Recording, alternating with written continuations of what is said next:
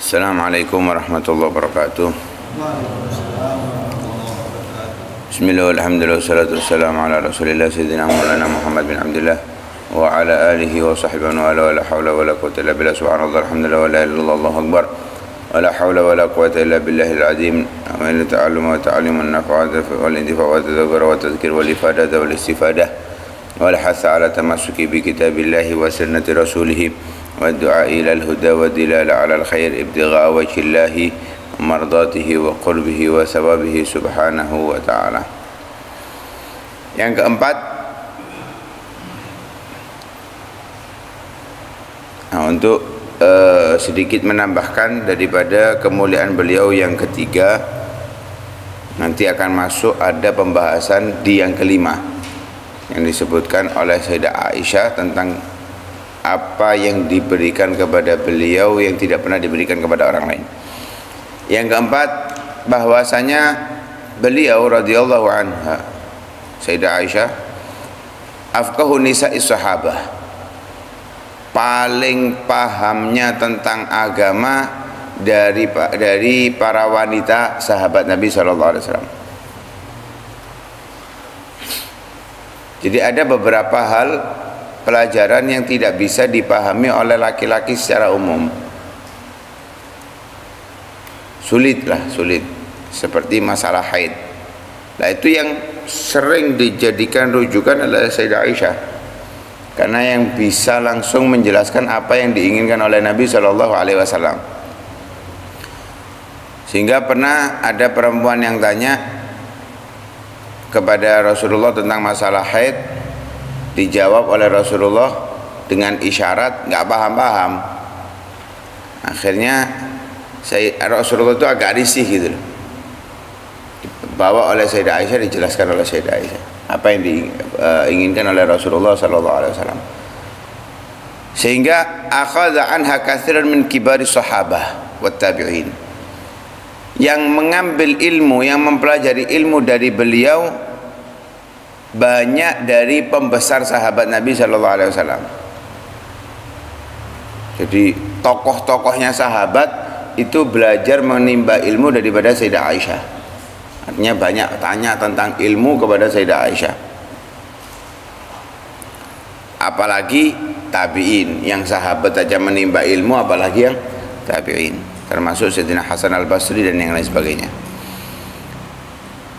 Keponakan beliau yang bernama Urwah ibnu Zubair itu pernah mengatakan, ma ra'aitu ahadan a'lama bi fiqhin wala bi tibbin wala bi syi'rin min Aisyah. Aku enggak pernah berjumpa dengan seseorang yang lebih faham, lebih alim, lebih mengerti tentang ilmu fikih atau tentang keagamaan ataupun tentang kedokteran ataupun tentang syair melebihi Aisyah. Nggak ada, nggak pernah aku temukan. Jadi beliau nggak pernah menemukan orang yang lebih alim daripada Sayyidah Aisyah dari segi agama, dari segi kedokteran ataupun dari segi syair. Sayyidina Abu Musa al-Asy'ari, beliau mengatakan, ma ashkala alaina amrun fasa'alna anhu Aisyah illa wajadna indaha fihi ilma. Ketika kita mendapati kesulitan dalam suatu masalah, kemudian kita tanya kepada Aisyah, maka kita dapatkan jawabannya. Jadi nggak ada sesuatu yang membingungkan kecuali ketika ditanyakan kepada Aisyah, clear. Memang keilmuannya sangat dalam, belajarnya kepada Nabi privat, ya, berdua saja, nggak ada yang lainnya. Dan ketika ada yang tanya kepada Nabi, selalu seringnya terjadi di saat Nabi bersama Sayyidah Aisyah. Jadi banyak ilmunya Sayyidah Aisyah yang didapatkan dari Rasul Sallallahu Alaihi Wasallam. Itu yang keempat. Yang kelima, kemuliaan beliau. Beliau pernah mengatakan, laqad u'titu tis'an ma'u'tiyat imra'atun ba'da Maryam binti Imran. Aku diberi 9 hal yang tidak pernah diberikan kepada wanita siapapun setelah Maryam binti Imran. Wis, selain Sayyidah Maryam binti Imran nggak ada perempuan yang mendapatkan keistimewaan 9 ini. Apa itu? Yang pertama, laqad nazala Jibril bi surati fi rahatihi hatta amara Rasulullah sallallahu alaihi wasallam an yatazawwajani. Pernah malaikat Jibril datang membawa fotoku berada di tangannya sampai memerintahkan Rasulullah untuk menikahi aku. Seperti yang kita bahas beberapa pertemuan, 2 pertemuan yang lalu tentang hal tersebut. Memang betul Sayyidah Maryam nggak datang membawa fotonya, malaikat Jibril nggak datang membawa fotonya Sayyidah Maryam, tapi datang kepada Sayyidah Maryam dan mendapatkan perintah untuk memberikan anak kepada Sayyidah Maryam. Malaikat Jibril alaihissalam, artinya ada hubungan dengan malaikat Jibril. Yang kedua, walaqad tazawwajani bikran wa ma tazawwaja bikran ghairi. Aku mendapatkan keistimewaan satu-satunya wanita yang dinikahi oleh Rasulullah dalam keadaan gadis, dan tidak ada yang dinikahi Rasulullah dalam keadaan gadis kecuali aku. Kita perhatikan dari Sayyidah Khadijah janda, Sayyidah Saudah janda, Sayyidah Maimunah janda, Sayyidah Ramlah janda, Sayyidah Sofia janda, semuanya janda, nggak ada yang nggak janda. Illa Sayyidah Aisyah, kecuali hanya Sayyidah Aisyah yang dinikahi oleh Rasul dalam keadaan gadis. Nah, itu pernah suatu saat Sayyidah Aisyah ini ngeci Sayyidah Fatimah, ngeci Sayyidah Fatimah bahwa aku ini istrinya Rasulullah satu-satunya yang gadis. Kalau ibumu dulu dinikahi Rasulullah bukan gadis. Namanya ibunya disentil ya, apalagi dengan ibu tiri, karena ada rasa kepingin balas tapi kurang ajar walaupun lebih muda. Karena ini istrinya ayahku, lapor ke Rasulullah, ya, diwadulno, lapor kepada Rasulullah, ya jawab kata Rasulullah. Kalau yang dinikahi oleh Rasulullah gadis hanya dia, tapi yang mengambil perjakanya Rasulullah adalah ibumu. Dijawab oleh Sayyidah Fatimah kepada Sayyidah Aisyah seperti itu. Jadi katanya Sayyidah Aisyah, ini pasti ayahmu yang ngajari, ya, digudo itu, di keharmonisan yang ada di antara mereka. Kemudian yang ketiga, walagat gubidha wa ra'suhu fi hijri. Rasulullah saat diambil nyawanya, dicabut oleh Allah Subhanahu wa taala, berada dalam pelukanku. Memang saat itu Rasulullah beberapa hari saat sakit itu Rasulullah ngomong kepada beberapa istrinya,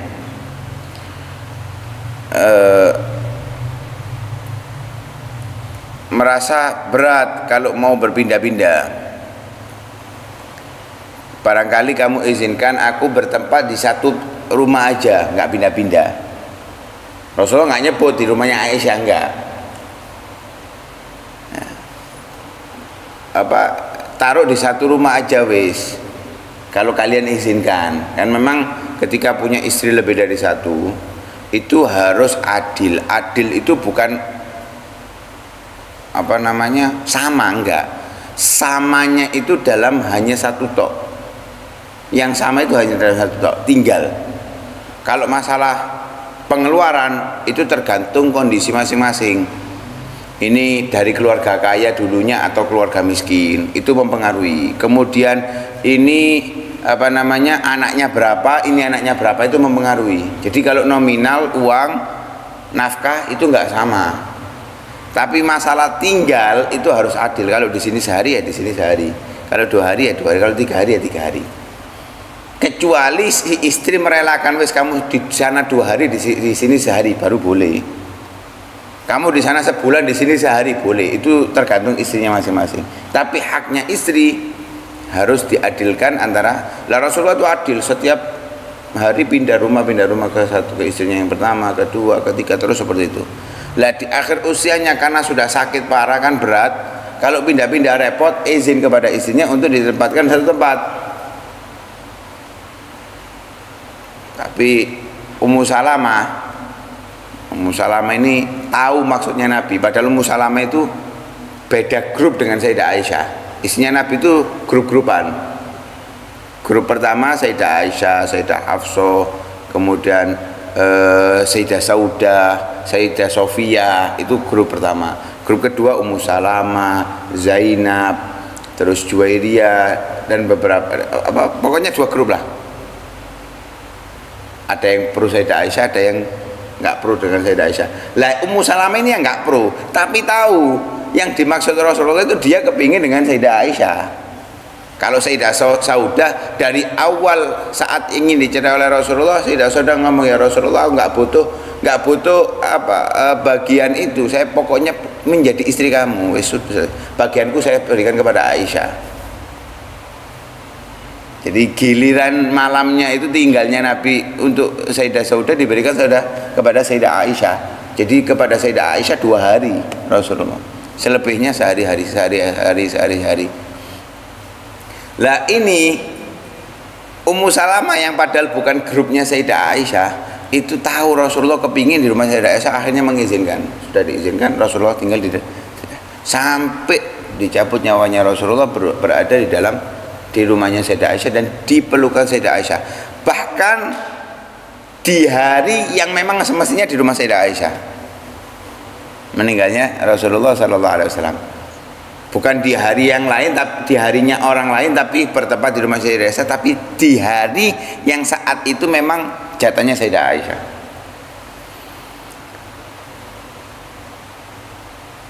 Kemudian yang keempat, walagat gabartuhu fi baiti, dipastikan kuburannya di rumahnya Sayyidah Aisyah. Jadi makam Nabi saat ini itu rumahnya Sayyidah Aisyah. Yang makamnya Nabi saat ini rumahnya Sayyidah Aisyah. Nah itu ketika Sayyidina Abu Bakar meninggal dimakamkan di situ rumahnya Sayyidah Aisyah. Ketika Sayyidina Umar meninggal, sebelum meninggal ketika ditusuk, Sayyidina Umar itu ngutus anaknya Abdullah bin Umar untuk izin kepada Sayyidah Aisyah agar bisa dimakamkan di samping 2 sahabatnya, Rasulullah dengan Sayyidina Abu Bakar. Katanya Sayyidah Aisyah, sebetulnya aku ingin dimakamkan di tempat itu juga, tapi aku isar lebih mendahulukan Umar bin Khattab. Dan sebelumnya Sayyidah Aisyah ketika berziarah kepada Nabi, kepada ayahnya, nggak pernah membuka hijabnya, cadarnya. Tapi ketika Sayyidina Umar dimakamkan di situ selalu dipakai cadarnya, nggak pernah dibuka karena malu dengan Sayyidina Umar bin Khattab radhiyallahu ta'ala. Kemudian yang kelima, walakat haffatil malaikatu bi baiti, rumah beliau diitari oleh malaikat, dikelilingi oleh malaikat Allah Subhanahu wa ta'ala. Kenapa? Bersama Nabi. Bahkan di keistimewaan yang keenam, wa in kana al-wahyu la yanzilu alaihi wa inni la ma'hul fi lihafi. Enggak pernah Nabi itu ketika tidur bersama istrinya kemudian turun wahyu, enggak pernah, kecuali ketika bersama Sayyidah Aisyah saja. Jadi ketika Rasulullah walaupun tidur bersama Sayyidah Aisyah, satu selimut dengan Sayyidah Aisyah, turun wahyu, tetap turun wahyu. Itu keistimewaan beliau. Padahal kalau dengan istri yang lain enggak. Dan itu disampaikan langsung oleh Nabi SAW saat cekcok 2 kubu ini. Karena sahabat Nabi itu kan karena senangnya dengan Nabi, apa yang paling disenangi oleh Nabi itu lebih diperhatikan daripada yang lain. Rasulullah cinta kepada istrinya semuanya, tapi kepada Sayyidah Aisyah lebih. Jadi kalau mau ngasih hadiah Rasulullah, dipaskan di rumahnya Sayyidah Aisyah. Kadang-kadang ngono iku. Jadi orang ketiga itu kadang-kadang ya teman kita sendiri, yang ngarakno tukaran di omah itu ya kadang-kadang koncone dhewe. Ngasih hadiah kepada Rasulullah mesti dipaskan saat Rasul di rumah Sayyidah Aisyah. Akhirnya grupnya Ummu Salamah ini protes gitu loh, nggak terima. Mesti kok sahabat tuh kalau kasih hadiah Rasulullah pas di rumahnya Sayyidah Aisyah, ngomong ke Rasulullah, kompak mereka untuk nyuruh satu orang untuk ngomong kepada Rasulullah, ya Rasulullah, perintahkan sahabatmu kalau mau ngasih hadiah yang ngasih aja, nggak usah nunggu di rumahnya Aisyah. Wis gak direken sama Nabi, ya istilahnya kalau zaman sekarang itu budek, gak kelem ruwet. Ya situ kalau memang resep untuk yang mau nikah lagi harus kebal kuping, budek. Sekali diomongi gak direken Nabi, 2 kali diomongi gak direken sama Nabi, 3 kali baru ngomong Nabi. Kalau aku tidur bersama kalian gak pernah turun wahyu, kalau aku tidur sama Aisyah turun wahyu. Gak terima sih, gak puas ini Ummu Salamah ngomong lewat perantara orang yang paling berpengaruh kepada Nabi, Sayyidah Fatimah. Iya, pinter. Jadi calonnya Sayyidah Fatimah ngomong kepada Sayyidah Fatimah untuk melaporkan kepada Nabi. Dijawab, disampaikan oleh Sayyidah Fatimah, istri-istri kamu menyampaikan seperti ini, seperti ini. Dijawab oleh Rasulullah, wahai putriku, apa namanya, disampaikan oleh Rasulullah bahwa kamu tahu apa yang aku senangi dan apa yang membuat aku senang. Wis, jawab gitu aja. Sayyidah Fatimah sudah menyadari bahwa itu bukan haknya Rasulullah untuk menentukan. Katanya hadiah diatur. Kalau katanya hadiah aku di sembarang ya. Lu sak karepe sing iya. Kok katanya diatur wong. Wis biarkan, itu urusannya dia. Sudah selesai. Sayyidah Fatimah nggak mau meneruskan, sudah berhenti. Tetap ini grupnya Ummu Salamah ini saya nggak terima. Datang kepada Rasulullah di rumahnya Sayyidah Zainab, di rumahnya Sayyidah Aisyah, ngomong kepada Rasulullah yang seperti itu. Dengar Sayyidah Aisyah, nggak kuat Sayyidah Aisyah, ya. Dijawab habis, dihabiskan. Ummu Salamah nggak bisa ngomong wis. Katanya Rasulullah, innaha binti Abu Bakar, ya, siki putrine Abu Bakar kok ngene iki. Nah, makanya lek duwe mertua Abu Bakar ya hati-hati, ya, lek duwe mertua Abu Bakar hati-hati. Dudu mertua sing bahaya, anake sing bahaya. Insyaallah. Kemudian yang keenam, wa inni la ibnatu khalifatihi wa sadiqihi. Aku ini adalah putrinya, kemuliaanku adalah aku menjadi putri khalifahnya dan menjadi putri orang yang paling dekat dengan Nabi sallallahu alaihi wasallam. Bahkan kedekatan Rasulullah dengan Sayyidina Abu Bakar itu dari kecil. Dari kecil sudah bersahabat. Makanya ketika Rasulullah menyampaikan bahwa beliau adalah Nabi dan Rasul, nggak panjang lebar Sayyidina Abu Bakar langsung percaya. Kenapa? Sudah tahu dari kecil wataknya, kejujurannya, amanahnya. Kalau kita kumpul sama teman kita, ro eleke kan, mau ngomong wali, kita nggak percaya. Kenapa? Ro eleke. Tapi kalau tahu baiknya tok dari kecil, aduh, iki mulai cilik anjene gak tahu macam-macam. 5 waktu di masjid, kemudian selalu berbuat baik. Kalau ada bantuan dibantu. Tahu dari kecil seperti itu, kemudian dia ngomong, saya ini wali. Temennya percaya, wajar. Kenapa? Tahu karakternya dari kecil. Seperti itulah Sayyidina Abu Bakar As-Siddiq. Gak pernah melihat celah dari Rasulullah sedikit pun. Nah, ketika Rasulullah menyampaikan bahwa beliau adalah Rasulullah, nabinya Allah Subhanahu wa taala yang diutus, nggak ada keraguan sama sekali, langsung percaya. Bahkan ketika Isra Mi'raj, yang salah sebagian sahabat Nabi sampai keluar dari Islam saat itu karena dianggap di luar nalar, Sayyidina Abu Bakar yang bukan dari Rasulullah ceritanya. Cerita itu bukan langsung dari mulut Rasulullah, lewat orang-orang kafir yang ingin menjebak Sayyidina Abu Bakar agar tidak mempercayai Rasulullah. Disampaikan, ya apa teman kamu ini menyampaikan bahwa dia telah berangkat ke Masjidil Aqsa, dari Masjidil Aqsa ke Sidratul Muntaha, berjumpa dengan Tuhannya kembali dalam waktu semalam.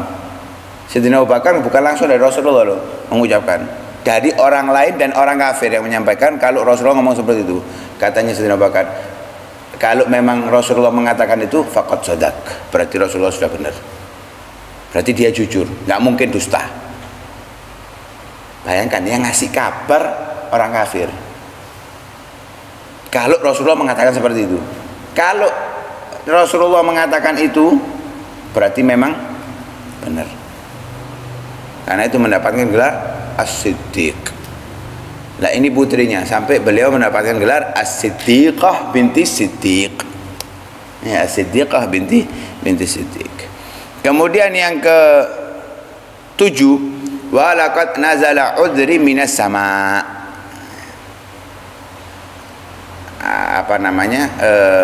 Tolerir pembuktian ketidaksalahan beliau diturunkan oleh Allah Subhanahu wa taala dari langit. Artinya wahyu turun untuk membebaskan, memberikan alasan bahwa beliau tidak berbuat perzinahan atau perselingkuhan yang disampaikan kemarin. Turun beberapa ayat, dari ayat innal ladzina ja'u bil ifki usbatun minkum la tahsabuhu syarran lakum bal huwa khairul lakum likulli imrin mimma kasaba al ismu wa la tawalla kibra minhum lahu adzabun azim, sampai innal ladzina yarmunal muhsanatil ghafilatil mu'minati lu'inu fid dunya wal akhirah wa lahum adzabun azim yauma tashhadu alaihim alsinatuhum wa aydihim wa arjuluhum mimma kanu ya'malun yauma idzi yuwaffihimullahu dinahumul haqqa wa ya'lamuna anna Allaha wal haqqul mubin al-khabithatu lil khabithina wal khabithuna lil khabithat wat thayyibatu lit thayyibina wat thayyibuna lit thayyibat ulaika mubarrauna mimma yaqulun. Mereka Sayyidah Aisyah, Safwan ya, yang menemukan Sayyidah Aisyah di jalan saat itu, Safwan itu adalah mubarraun, dibebaskan mimma yaqulun, daripada apa yang diucapkan oleh orang-orang munafik yang menuduh mereka berzina. Kemudian yang ke-8, walaqad khuliqtu. Bukan itu, di situ kitabnya tulisannya salah ya. Walaqad khuliqtu tayyibatan inda thayyib. Aku diciptakan sebagai orang yang baik di sisi orang yang baik. Allah berfirman at-tayyibatu lit-tayyibin. At-tayyibatu lit-tayyibin wa tayyibuna lit-tayyibat. Lah kalau Rasulullah kan sudah diyakini kebaikannya. Orang yang bersama Rasulullah maka termasuk orang yang baik. Yang dijodohkan dengan Rasulullah adalah orang-orang yang baik. At-tayyibatu lit-tayyibin. Kemudian yang ke-8, walaqad u'itu maghfiratan wa rizqan karima. Aku diberikan oleh Allah janji maghfirah, ampunan, dan rezeki yang mulia. Nah, itu dalam ayat yang tadi disebutkan al-khabithatu al-khabithat, di akhirnya lahum maghfiratun ulaika mubarrauna mimma yaqulun lahum maghfiratun wa rizqun karim. Ya, mereka mendapatkan ampunan dan rezeki yang mulia dari Allah Subhanahu wa taala. Pernah juga Sayyidina Abu Bakar datang kepada Sayyidina Abu Bakar, Ummu Ruman dan Sayyidah Aisyah datang kepada Rasulullah. Sayyidina Abu Bakar dan Ummu Ruman minta, ya Rasulullah, kami ingin untuk engkau mendoakan Aisyah dengan doa yang kita ingin dengar langsung. Jadi doakan Aisyah, aku ingin dengar doa kamu untuk Aisyah. Doa Nabi, Allahumma ighfir li Aisyah binti Abi Bakar As-Siddiq maghfiratan wajibatan zahiratan wa batinah. Ya Allah, ampuni Aisyah binti Abu Bakar As-Siddiq dengan ampunan yang pasti, yang zahir dan yang batin. Ampunan yang zahir dan yang batin. Terkagum-kagum Sayyidina Abu Bakar dengan Ummu Ruman. Kemudian terlihat wajah kekagumannya. Rasulullah tanya, atajaban hadhihi da'wati liman syahida an la ilaha illallah wa anni rasulullah. Apakah kalian kagum dengan doa itu? Sedangkan itu adalah doaku untuk orang yang bersaksi bahwa tidak ada Tuhan selain Allah dan aku adalah Rasulullah. Artinya doanya Nabi setiap malam untuk umatnya ya situ. Seperti apa yang didoakan oleh Rasulullah kepada Sayyidah Aisyah, yang membuat Sayyidina Abu Bakar, Ummu Ruman itu terkagum-kagum dengan doanya Rasulullah Shallallahu Alaihi Wasallam. Itu yang kemuliaan, 5 kemuliaan Sayyidah Aisyah. Beliau mengambil ilmu dari Nabi sangat banyak. Begitu juga dari ayahnya, dari Sayyidina Umar bin Khattab, dari Sayyidah Fatimah, dari Sayyidina Sa'ad bin Abi Waqqas, dan selain daripada mereka. Yang mengambil ilmu dari beliau Sayyidina Urwah bin Zubair, Ibrahim bin Yazid An-Nakhai, wa Ibrahim bin Yazid At-Taimi, Ishaq bin Talha, Ishaq bin Umar, Al-Aswad bin Yazid wa akharun, dan orang yang lain. Dan itu kalau kita baca di dalam kitab Syiar Alamin Nubala itu disebutkan orang-orang yang menimba ilmu dari Sayyidah Aisyah sangat banyak, sampai dihitung itu 1 lembar lebih. Nah, disebutkan namanya mereka. Beliau sampai riwayat sanad beliau ya, yang diambil dari tabi'in kepada Sayyidah Aisyah itu disebutkan sampai 2210 hadis. Ya, 2210 hadis. Beliau wafat tahun ke-57. Nah, tahun ke-57 setelah hijrah di malam Selasa tanggal 17 bulan Ramadan. Tanggal 17 bulan Ramadan, nuzul Quran. Dan beliau minta untuk dimakamkan di Baqi di waktu malam. Ya, nggak mau dimakamkan di waktu pagi. Kenapa? Rasa malu beliau, nggak pengen bentuk tubuhnya terlihat di waktu malam. Dan yang mensolatinya Abu Hurairah, yang meletakkan ke liang lahat itu saudaranya dan keponakannya, anaknya Sayyidina Abdullah, anaknya Sayyidina Abdurrahman bin Abu Bakar, anaknya Sayyidina Muhammad bin Abu Bakar, keponakannya yang meletakkan beliau di liang lahat, ya, karena beliau nggak punya anak, jadi semuanya mahram. Memang dianjurkan demikian ketika ngubur, kalau jenazahnya perempuan itu kalau bisa yang gotong dari kerandanya dibawa ke bawah itu semuanya yang megang perempuan, keluarga yang mahram atau suami. Walaupun bukan gak nyentuh langsung, iya, walaupun kalau sudah mati gak apa-apa loh. Ini untuk menjaga kemuliaan si mayit. Wah, uripe salaman gua ambek aku. Itu hidupnya, ini wis mati. Jangan dibahas, wis mati. Ya, uzkuru mahasina mautakum, yang kebaik-baik aja yang kita bahas. Ya. Dianjurkan kalau memang jenazahnya perempuan itu kalau bisa ya yang laki-laki dari keluarganya aja yang ikut andil dalam megang sampai meletakkan ke liang lahat. Allah alam, mudah-mudahan Allah Subhanahu wa taala menambah cinta kita kepada para istrinya Nabi sebagai ummahatul mukminin, dan mudah-mudahan kita diterima cinta kita oleh Nabi sallallahu alaihi wasallam sehingga kita juga mendapatkan cintanya Nabi. Amin ya rabbal alamin. Sallallahu alaihi wasallam Muhammadin wa ala alihi wasallam. Alhamdulillah rabbil alamin. Al-Fatihah.